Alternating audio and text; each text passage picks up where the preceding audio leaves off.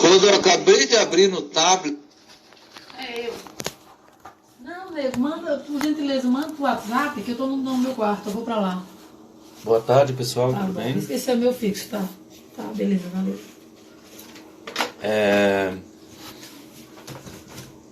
Olá, tudo bem? Boa tarde. Chegamos. Hoje nós vamos falar um pouquinho aqui nessa live sobre arte e literatura com um convidado especial. Um pintor, um escritor, um grande artista que eu tive a honra de conhecer. E de antemão, eu gostaria de dizer que estou com o meu ateliê sendo reformado e o local onde a gente vai trabalhar ainda improvisado, porém, com isso dizendo, eu apenas quero salientar que talvez vocês escutem ruídos, pessoas passando, gato, cachorro, enfim, aquelas coisas do cotidiano. Como estamos ainda em plena pandemia, a gente vai participar, a gente vai conversando sobre arte e literatura, e hoje eu quero fazer uma coisa um pouco diferente. Eu vou começar fazendo um ciclo de entrevistas com pessoas que eu gosto, artistas que eu participo, que estão comigo todos os dias e que valorizam o trabalho da gente também. E eu hoje, se tudo der certo, eu pretendo chamar aqui um cara super especial. Bem, a conversa é sempre a mesma, sobre arte, sobre literatura, sobre os olhares que nós temos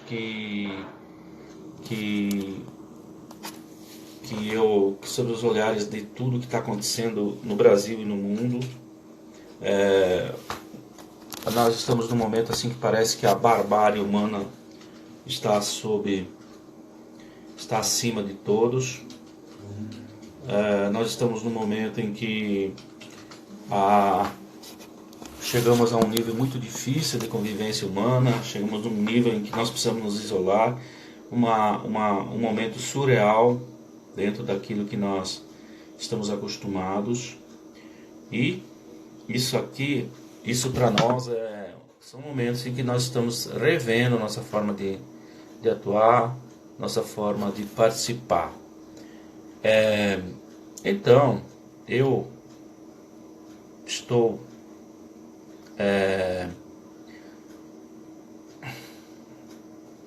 querendo fazer esse pensar e pensar com pessoas que estão do outro lado fazendo as mesmas coisas.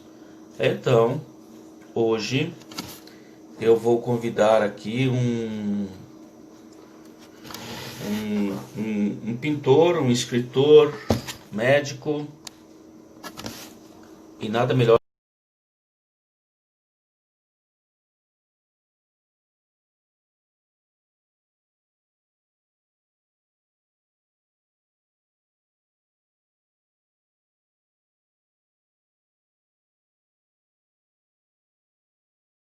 vive, né, que transita nisso para poder nos dar uma visão geral de todos os lados da coisa, né?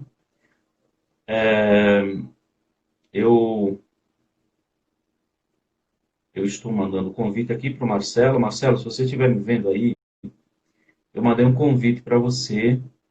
Deve aparecer ali no seu Instagram um convite aí, você acessa, que nós vamos dividir a tela aqui para conversar. Então eu convidei aqui o médico, o pintor, o escritor Marcelo Acarini. Ele é de São Paulo, para conversar com a gente um pouquinho. E eu pensei nele porque justamente por causa da situação toda. Ele é um médico, como também é artista. Então, Marcelo vai entrar daqui a pouquinho. Estamos aguardando ele aqui. Vamos ver aqui novamente. Parece que ele não pode participar. Vou adicionar o Marcelo aqui. Não, vamos adicionar ele novamente.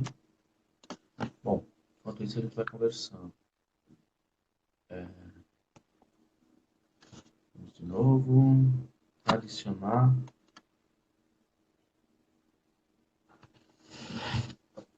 Bom, hoje eu peguei os meus escritos, meus quadros, meus trabalhos, e resolvi fazer um resumo de tudo que a gente fez durante esse período de quase 30 anos de literatura e um período também de 12 anos de, de, de 12 anos, não, de 7 anos de pintura, ilustração e desenho.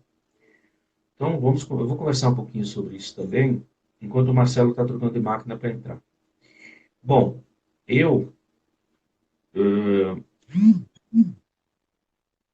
eu estive durante esse período, eu comecei a minha história de escrever desde os 8 anos de idade, quando eu ficava confinado na biblioteca pública da Escola Básica Dom Pedro II, em Caibi, lendo os, os grandes clássicos brasileiros, principalmente, lendo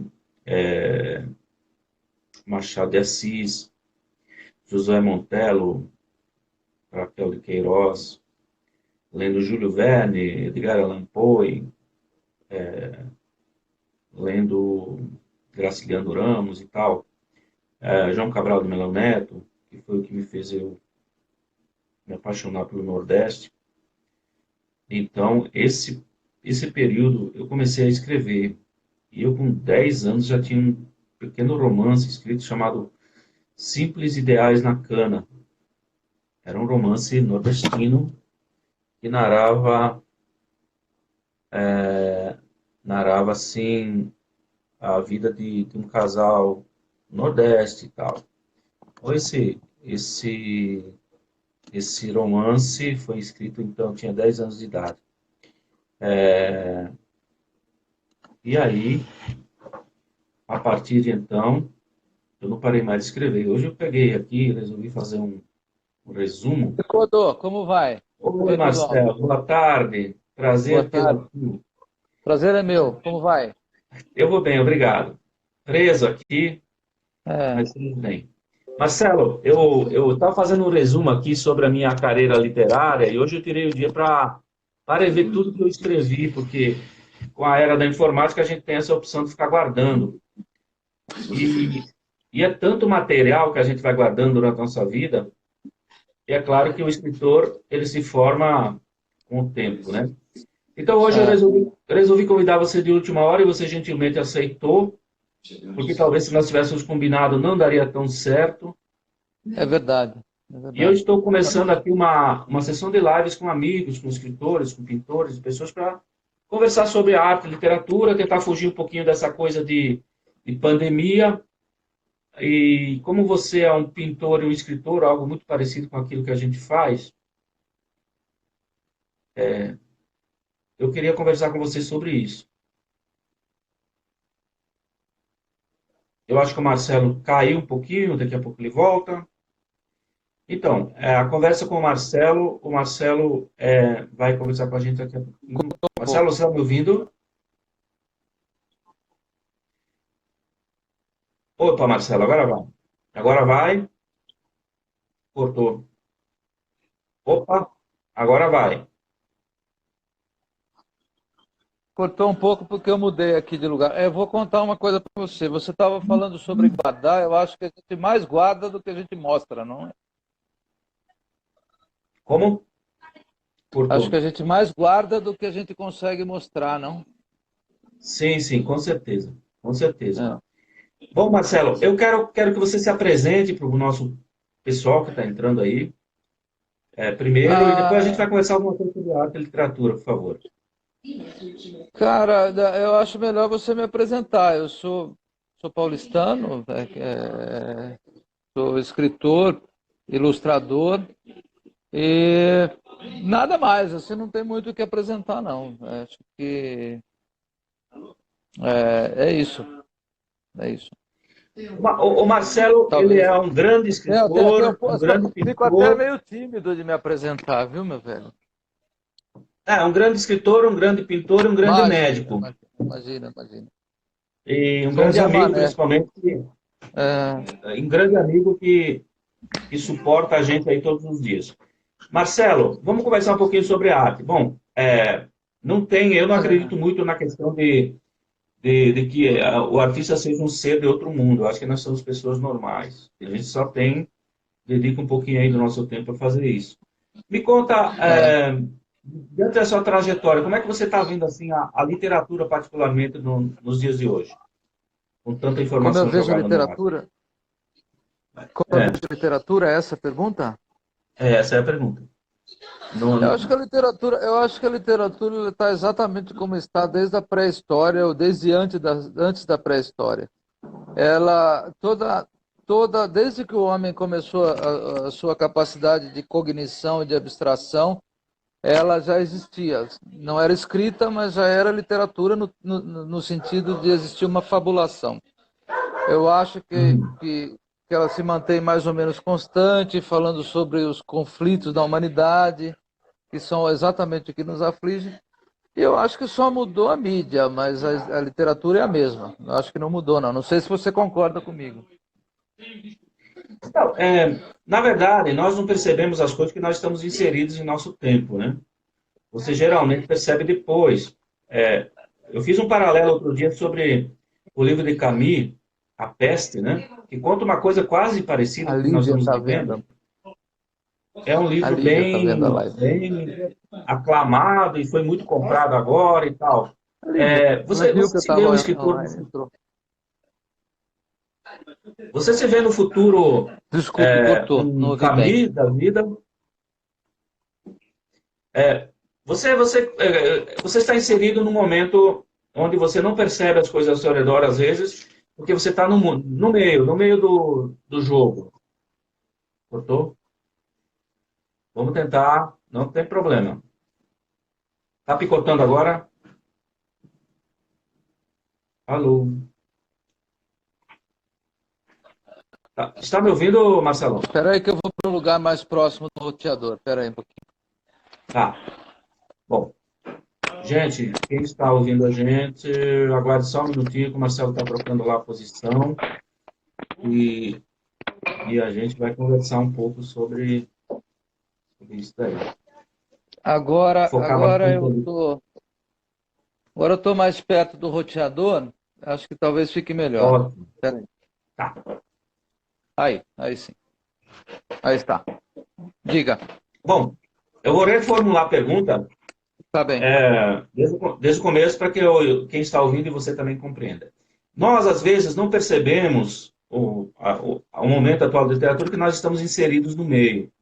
E eu fiz Sim. um paralelo com o livro de Camus, que conta uma É, história de uma a peste, peste, o né? livro A Peste A de peste. Camus. Sim. Aham.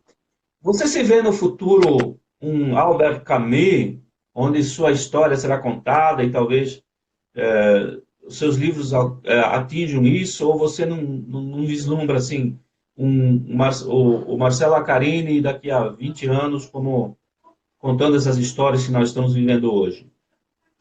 Não, eu acho, isso não é uma preocupação por si só, mas eu acho que todo escritor é escravo do seu tempo. Eu não sei se você pensa assim.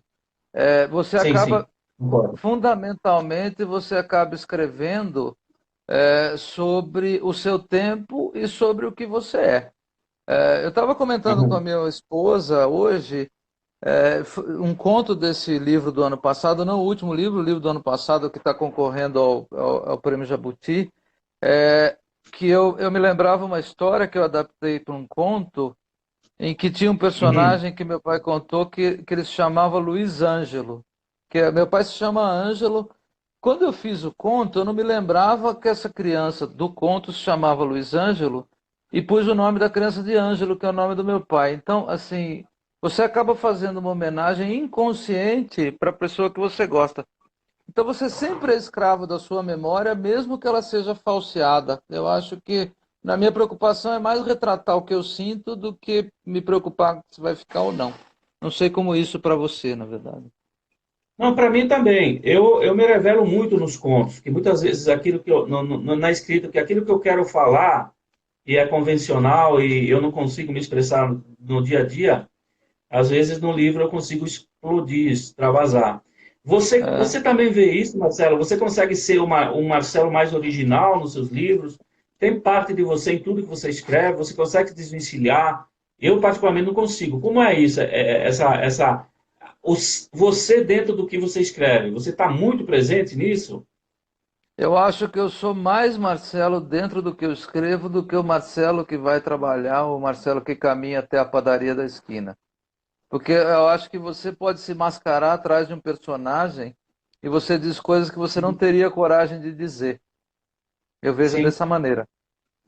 Não sei isso para Eu também você penso. como é. Para mim é perfeito, para mim é perfeito. Às vezes, por convenção social, nós mantemos uma postura, mas lá no livro dá para extravasar aquilo que nós queremos, o É. nosso verdadeiro pensamento. Porque Você, na verdade. há um, Desculpe. É. sim, Diga, diga. pode falar. Desculpe, perdão. Diga você.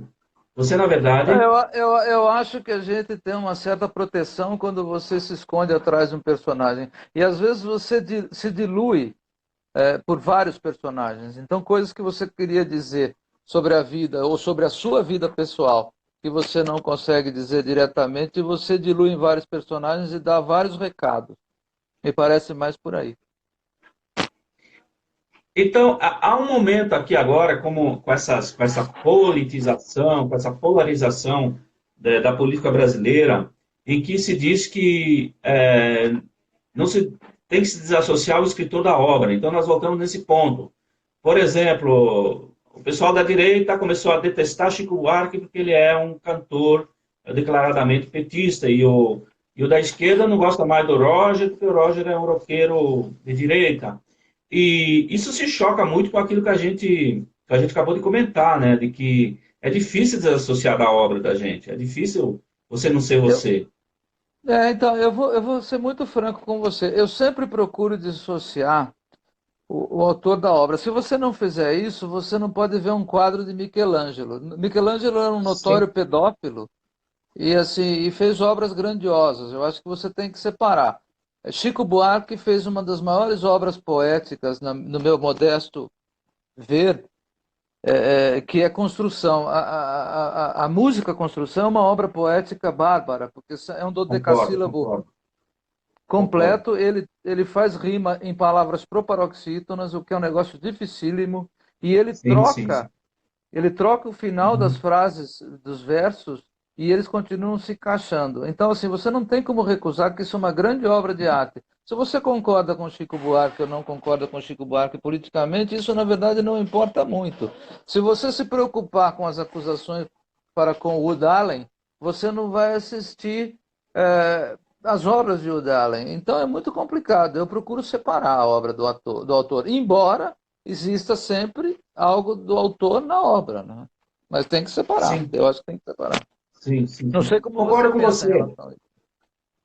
Eu penso também, porque eu quis fazer justamente esse paralelo contigo, porque nós comentamos há alguns minutos de que o autor, geralmente, ele tem um pouco dele em cada obra. Principalmente na literatura. Eu acho que a literatura é a parte onde a gente não consegue sair. E na pintura, Marcelo, no desenho, é mais fácil ser menos você?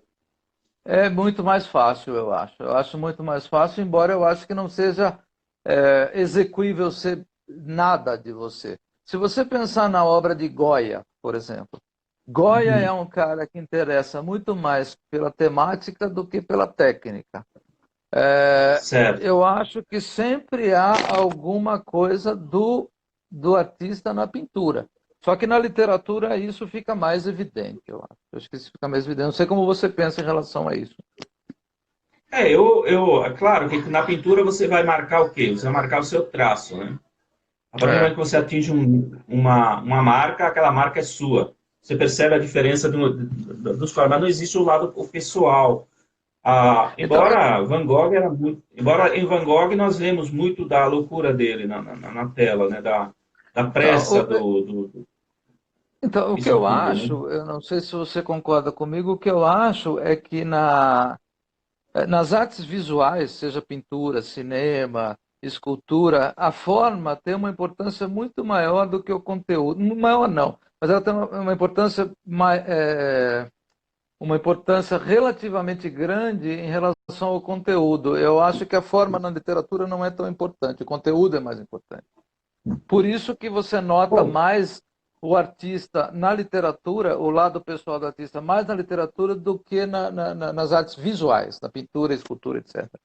concordo, concordo. O cara consegue disfarçar o lado pessoal ou inserir obscuramente o lado pessoal por trás da forma.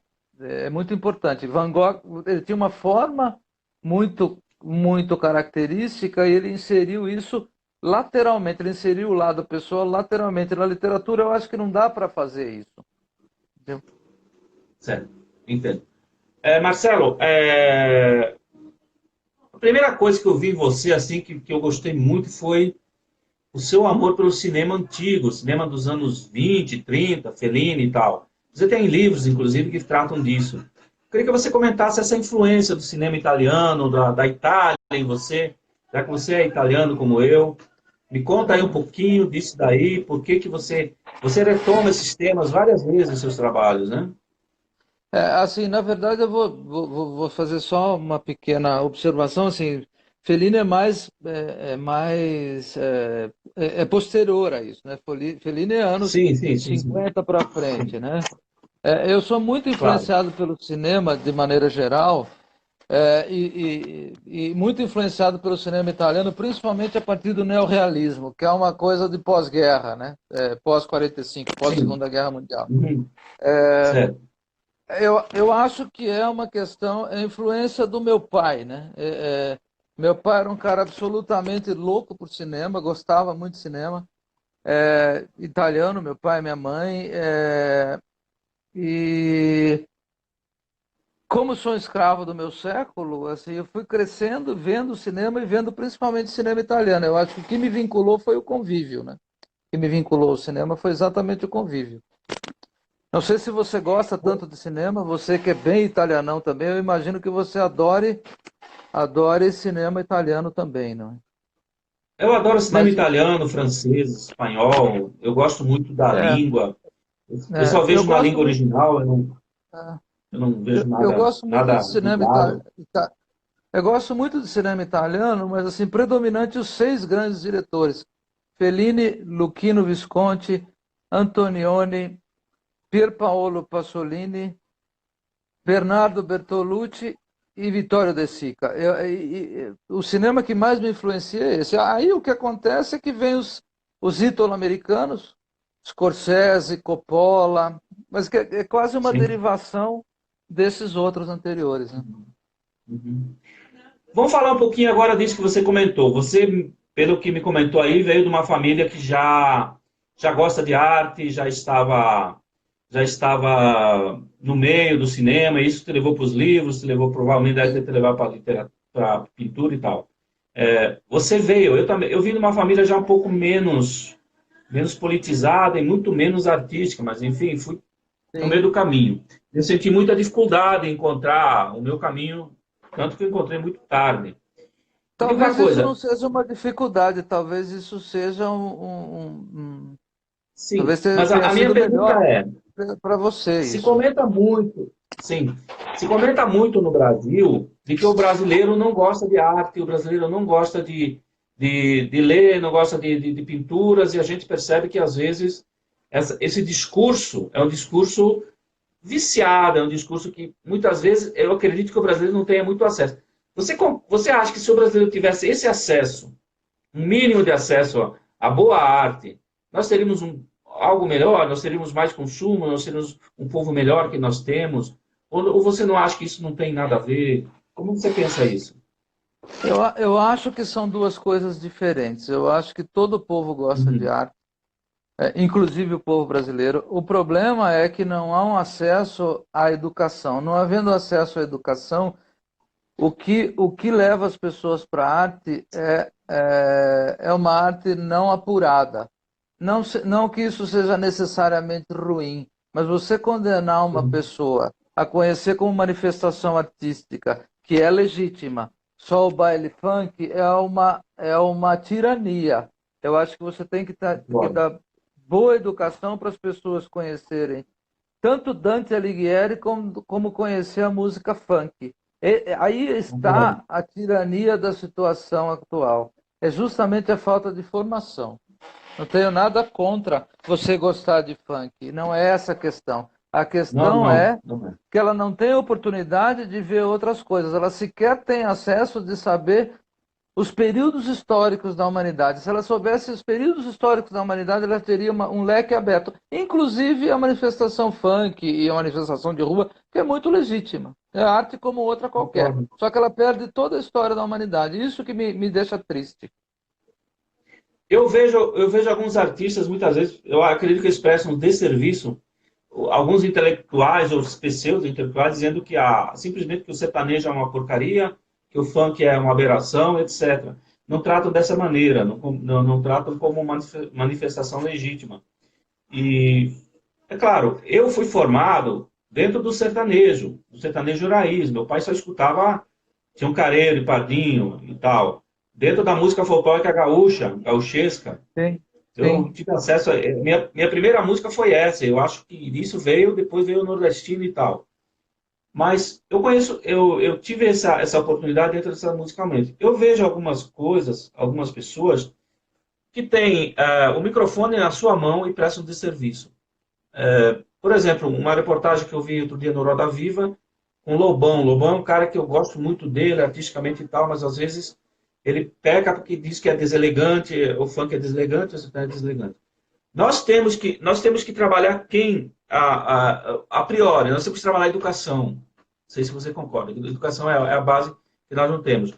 Mas a nossa geração, a minha e a sua, vem de um período onde nós não tínhamos muito a liberdade de expressão. Eu acho que nossos pais tiveram muito menos. Essa liberdade de expressão, você acha que a ditadura ainda é algo que nós temos que trabalhar como fator de impedimento? Temos que culpar alguém? Quem é o culpado de tudo isso, dessa falta de acesso? Olha, eu acho assim.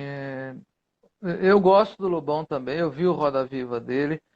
O problema assim, que houve uma destruição da educação a partir dos governos militares. Eu nasci em 65, eu estudei, eu fui alfabetizado em escola pública Sim, eu também. quando meu pai percebeu, eu sou filho de pai seminarista e que falava 5 idiomas e tinha uma biblioteca com 2.000 livros. Quando ele Olha, percebeu que a escola pública estava destruída, ele nos colocou, a mim e a minha irmã, numa escola privada. Porque os militares destruíram a educação, lamentavelmente, e agora essa destruição finalmente chegou à universidade, que era o plano deles.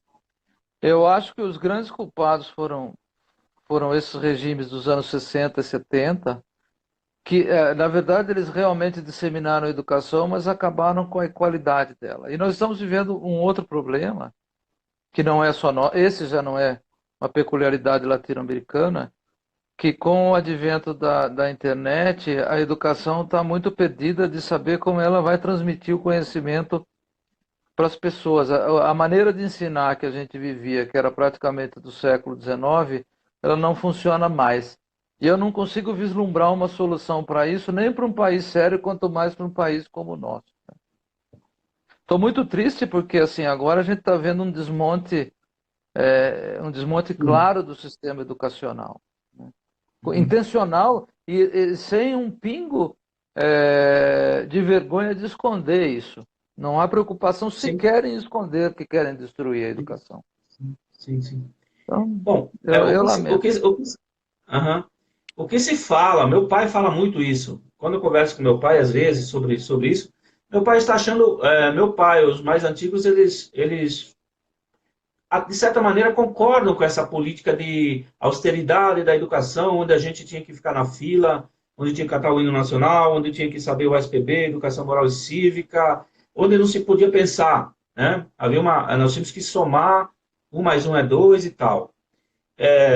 E diante desse contexto, nós não percebemos que as coisas mudam, o tempo muda e os métodos a serem utilizados também mudam. Eu também, Marcelo, eu estou muito perdido.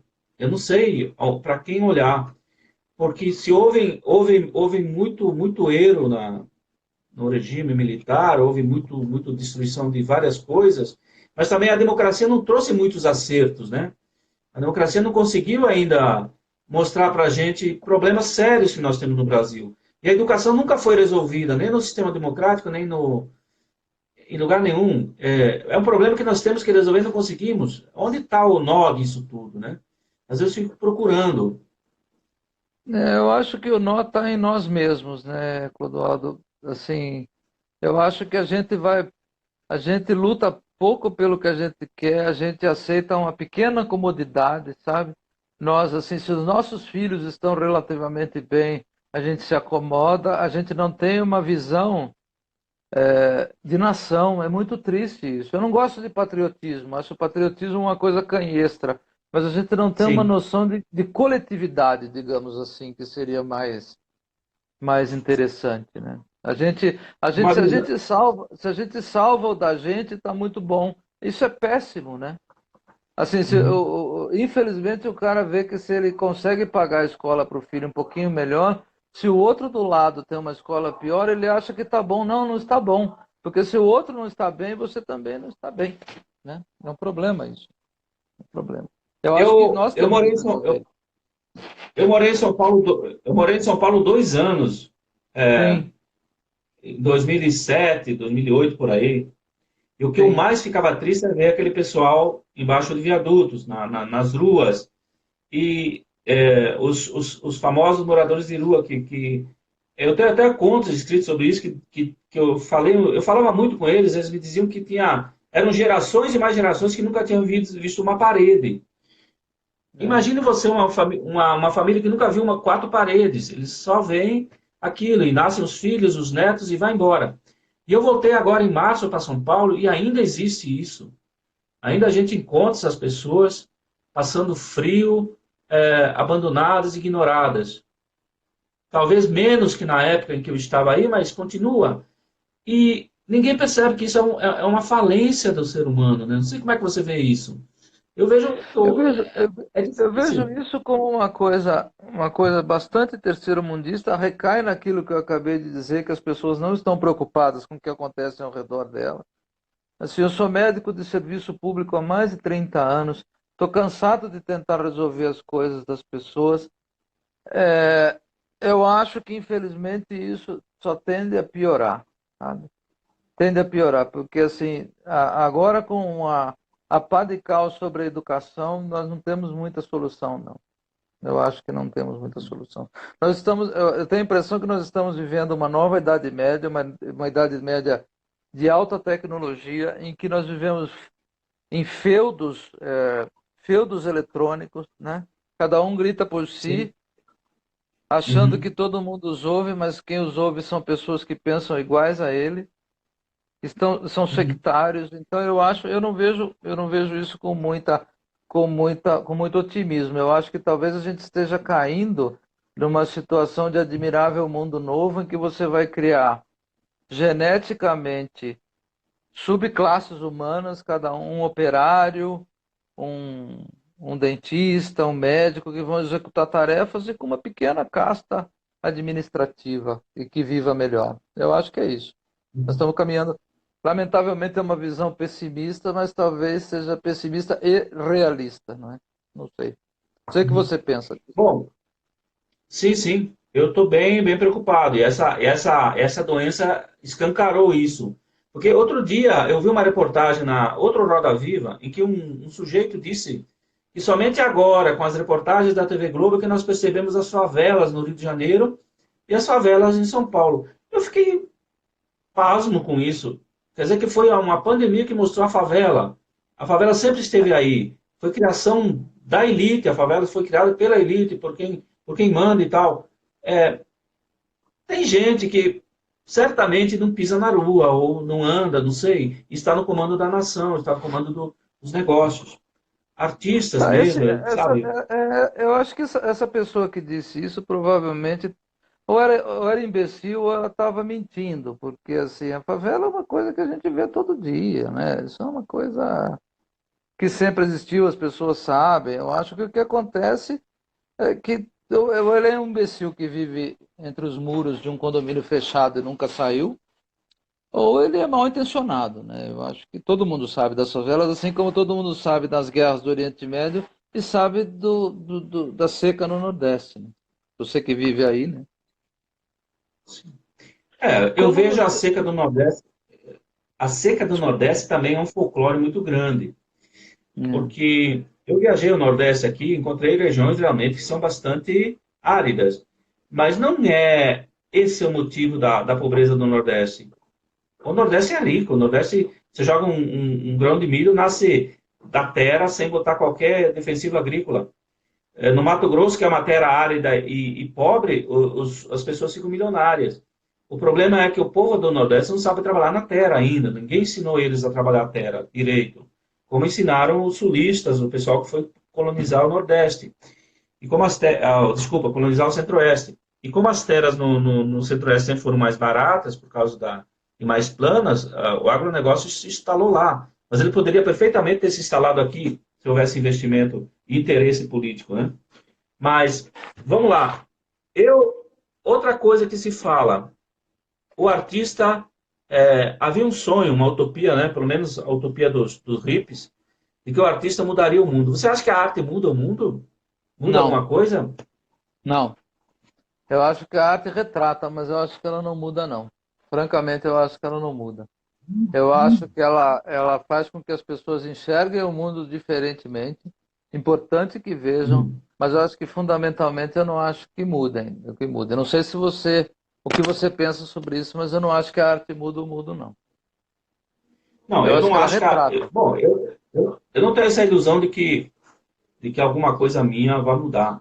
Vai mudar o mundo, vai mudar alguma coisa, não. Eu acho que a arte também é retrato. O que muda o mundo é a educação, é a Sim. cultura. E não o folclore só. Não somente o folclore, mas a cultura em si. Porque nós temos um país que, como aqui no Nordeste agora, o pessoal lamenta muito.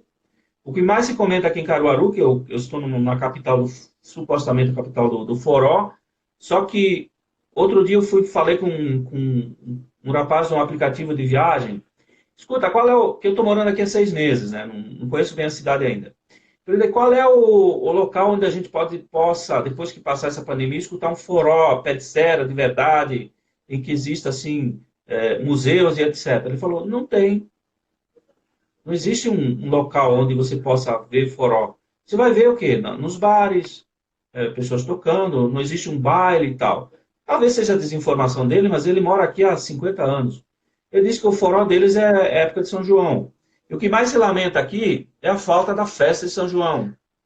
Essa coisa festeira do Brasil pensar no folclore apenas na festa, no carnaval e tal, e não criar uma base que se imagine que Caruaru seja uma base onde tem forró a todo canto, não tem.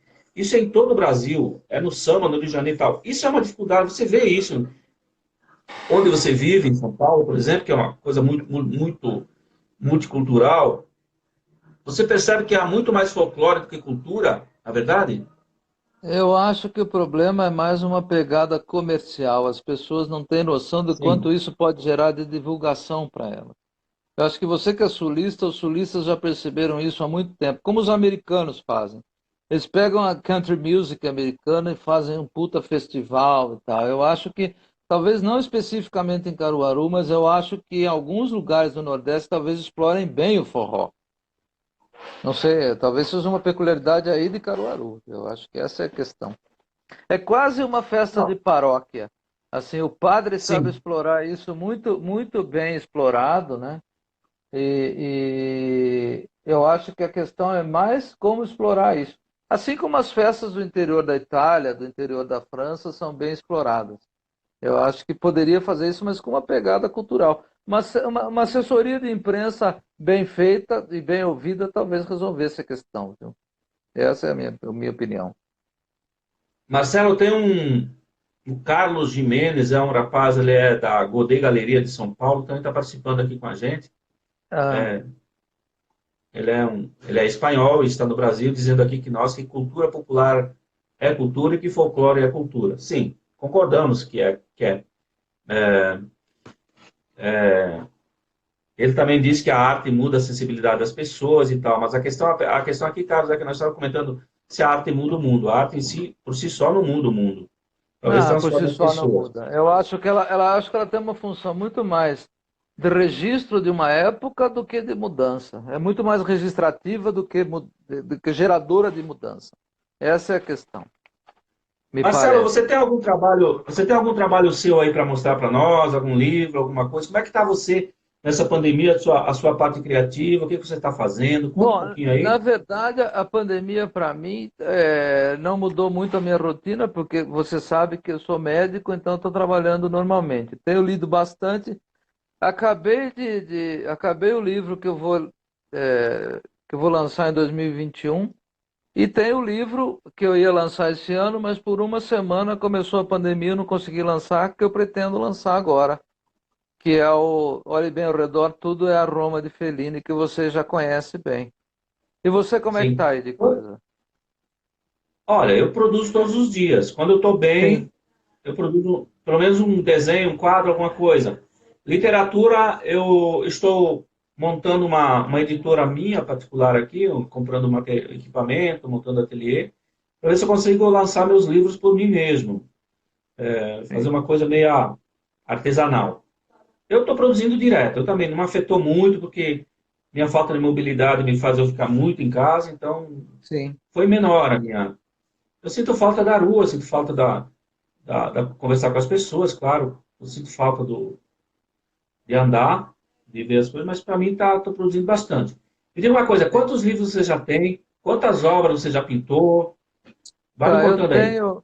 eu tenho, bom, eu tenho 30 e quase 40 anos de pintura. Eu comecei a pintar em 79, 80, quando eu voltei de Londres, e obras assim de pintura e de desenho eu não tenho, são incontáveis. Livros escritos os meus, eu tenho 4 livros de contos e tenho Uhum, algumas capas e ilustrações de livros de outros escritores, e tenho um uhum, livro infantil de uma escritora que eu fiz a ilustração. Então, basicamente é isso. uhum. Bom, como é que você morou em Londres quantos anos? Quanto tempo? Perdão, não ouvi. Em que época? Não ouvi, desculpe, não ouvi a pergunta. Você esteve em Londres em que época? Eu estive em Londres em 79 e 80. Eu era criança ainda, tinha 14 para 15 anos e morei na Europa, morei em Londres em 79 e 80. E E conheci, você acredita que... Ah, pode falar. diga, diga. Não, pode falar. Conheceu quem? Pode falar, desculpa. Eu... De Lisboa a Moscou, conheci praticamente todas as capitais nesses 2 anos que eu tive lá. Certo. E se falava muito em Brasil na época? Muito pouco, muito pouco. O Brasil é bastante conhecido por conta dos estigmas, né? Como todo país é conhecido pelos estigmas. É basicamente pelo futebol e pelo carnaval. Agora, em alguns países, principalmente Itália, França, as pessoas geralmente gostavam muito da gente, exatamente por esse lado festivo do brasileiro e futebolístico, principalmente, né?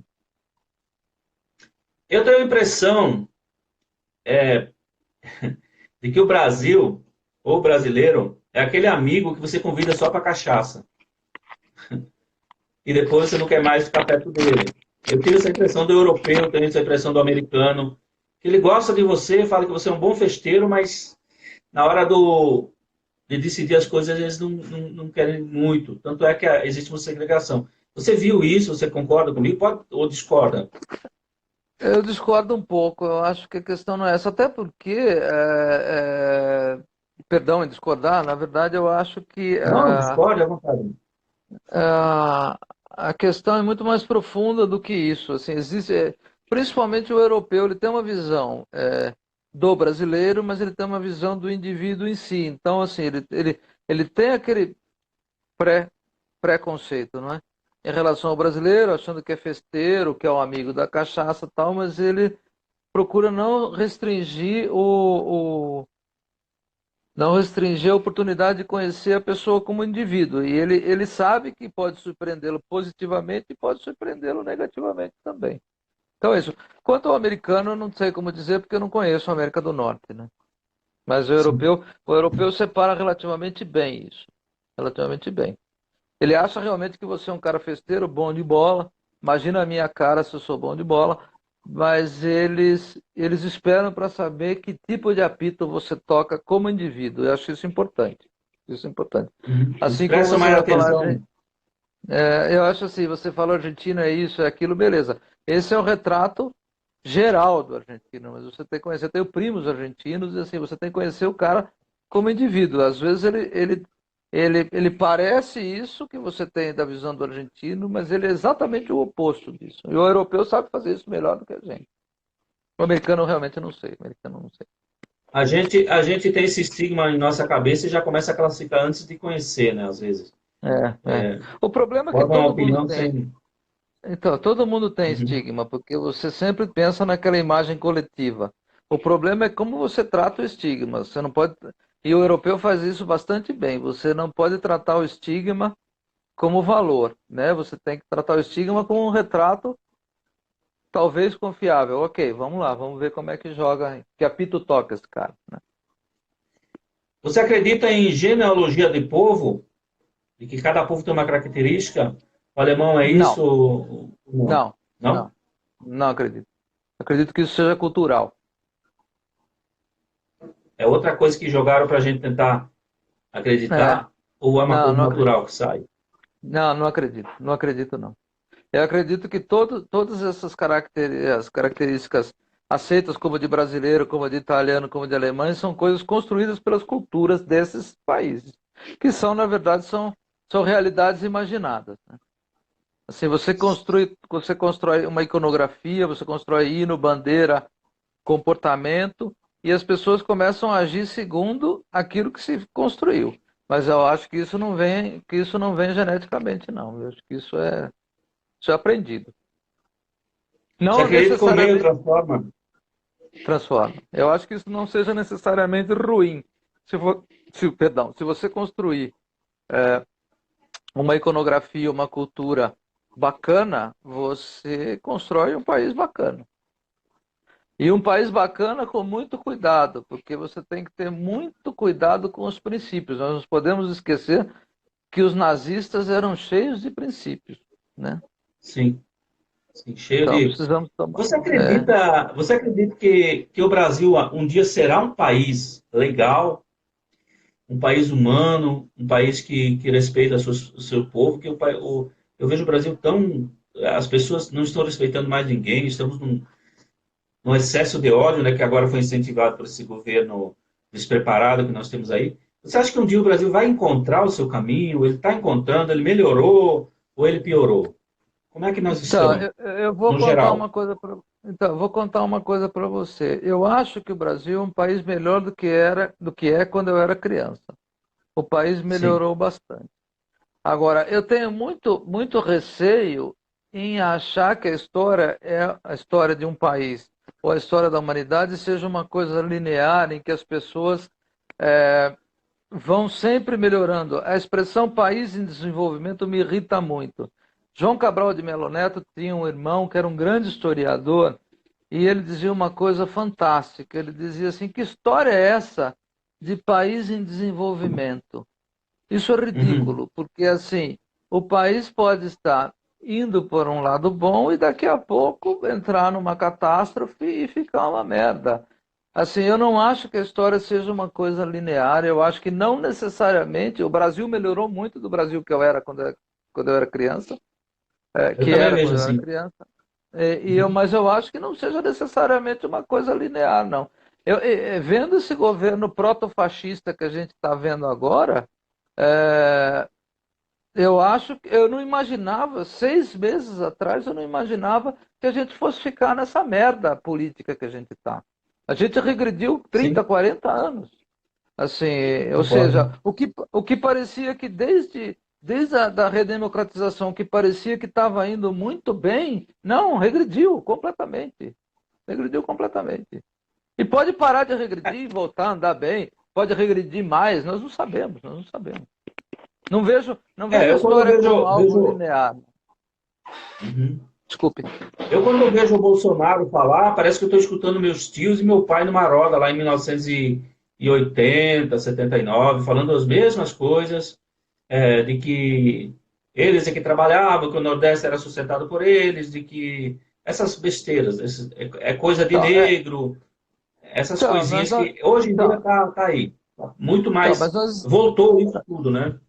voltou. Então, você ouvia isso de gente honesta e trabalhadora. Nós estamos ouvindo isso de gente mafiosa. Nós estamos Sim. vivendo um momento em que, como se Al Capone tivesse sido eleito presidente dos Estados Unidos.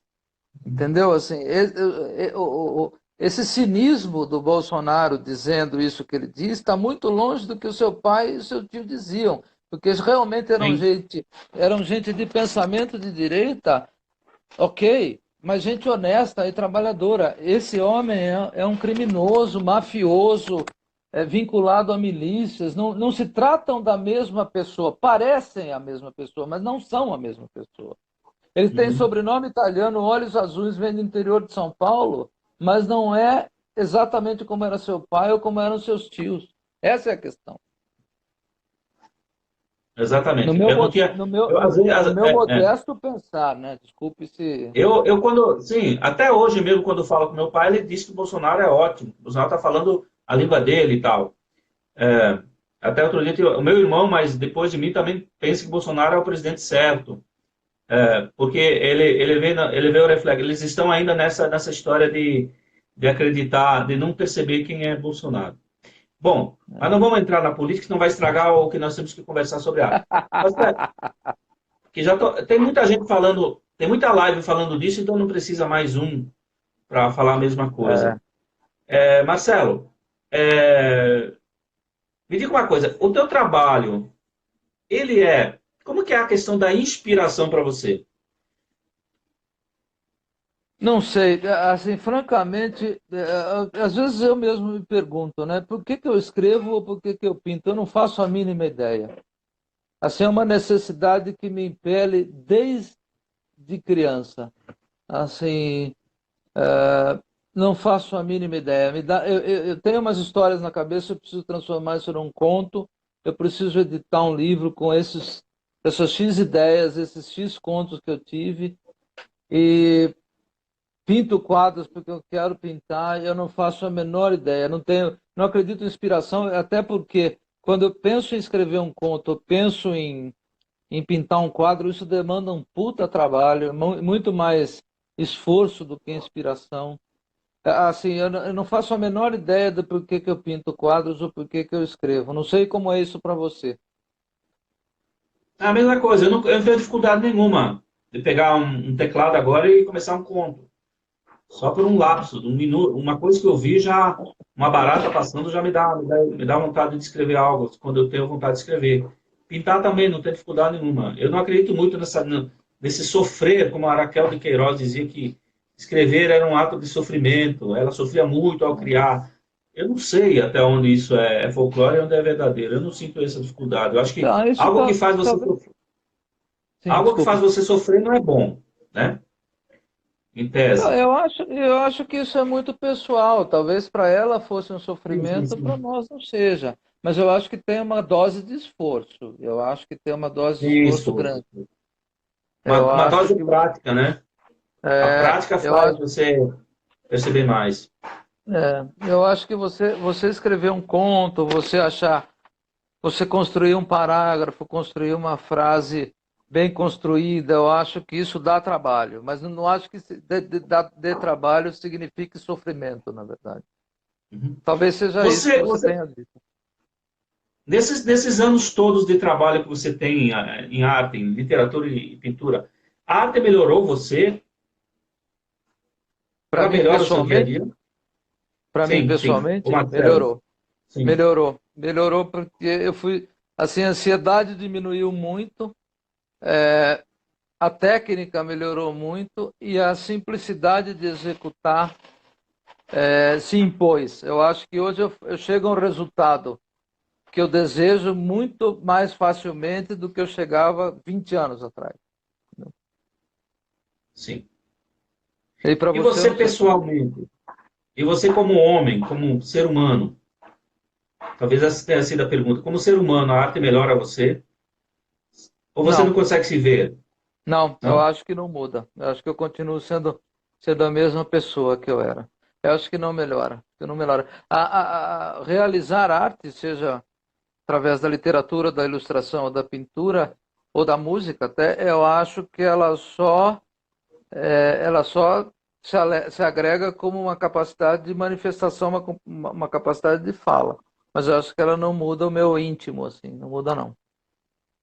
Uhum. Porque se nós acompanharmos os grandes ditadores do mundo, eram excelentes ouvidores, gostavam de arte clássica e etc. Né? Então, não sei se dá para associar isso. É, Me diga uma coisa, Marcelo. Na sua vida, como que é o seu dia a dia assim?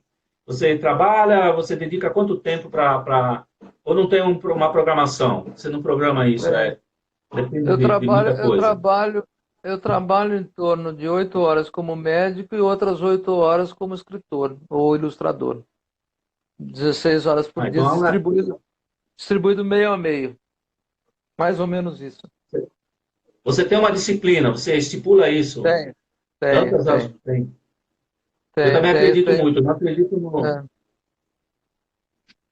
Eu não acredito no tenho sim. artista por a louca que pega a qualquer hora como acho que todo artista, por mais genial que seja, tem que ter uma certa organização, né? Eu acho que para produzir, sim, para ser artista, não. Uma coisa que o Milton Ratum fala, que eu acho, o Milton Ratum eu acho que é o maior romancista da geração dele, né? Que está aí com Sim, sim, 60 sim. anos. Eu acho Hum. que, assim, você tem que ter algum método, na verdade. Assim, o cara fala, não, eu vou escrevendo e o romance sai. Ele fala isso, eu concordo com ele, que eu acho isso meio fantasioso. O cara fala isso para parecer diferente. Na verdade, você tem que ter relativamente uma história estruturada para pelo menos começar. Depois ela pode tomar um rumo relativamente diferente, mas eu acho que tem que ter algum direcionamento e alguma noção de dever, Uhum. de Ah, tarefa, sim. né, de fazer. Tem que ter pelo menos um pouquinho de organização, senão não vai. Sim, Bom, sim. Marcelo, planos para o futuro? Planos para o futuro Se é é que nós...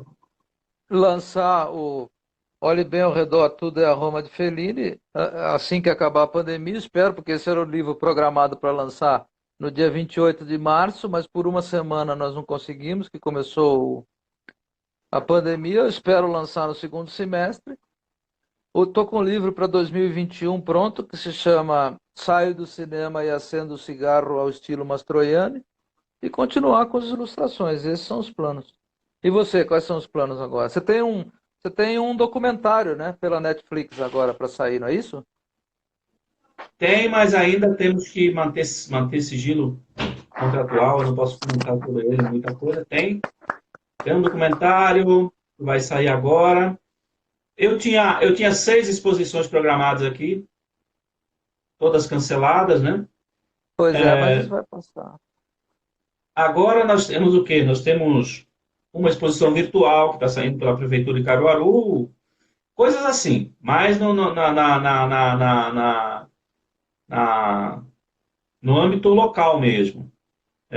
Temos Palmares, também alguma coisa programada para próximos dias, para novembro, talvez, se melhorar. Enfim, vamos depender de passar tudo isso. Me diga uma coisa, Marcelo, uma pergunta agora sobre sua parte médica. O quanto de verdade e de mentira temos nessa famosa pandemia? Você vê Cara, algum nós temos muito. exagero?